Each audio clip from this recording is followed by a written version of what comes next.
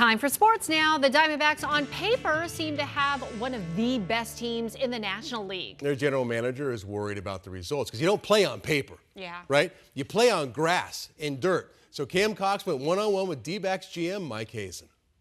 Thanks a lot, guys. Here with Diamondbacks GM Mike Hazen. And Mike, you and Tori have been here for 9 years now. Just what does it mean, kind of everything you guys have accomplished and being here so long together?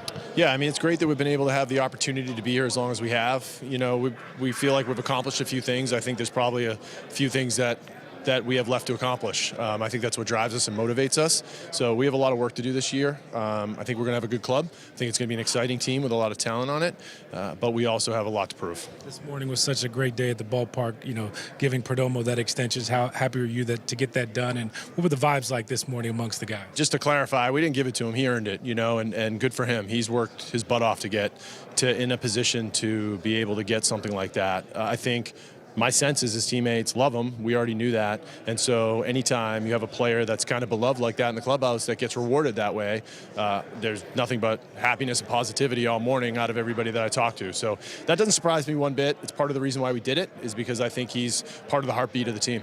How proud were you that Eugenio Suarez kept your secret and didn't spill the beans yesterday when you told him? Yeah, I was proud of Gino's. People made me nervous once they told me I shouldn't have told them that. So I got nervous there for a few minutes, but that's all right. Like, it wasn't a huge secret if it had gotten out. It's kind of why I told him. But it was fun to be able to actually tell him, because I know how happy those guys are, especially for guys that are more veterans that have made a lot of money in the game and have done really well for themselves. I know the first thing they think about is taking care of some of the younger guys too. So I know they're always happy about that. You guys have done a good job keeping this core together and then taking care of those guys. Why has that been important to you in recent years? Yeah, I think it's important from a couple things. I think from a team standpoint and the way we build a roster is important to have continuity. I also think for the city and the fans to have people that they're consistently rooting for. I know, you know, when we first got here, we had players that were like that, and we had to make some changes, which was unfortunate. Now I don't want to make that mistake again in some ways, and want to have people that are going to be here, players to be here that the fans can really get behind, because I do think that's important too.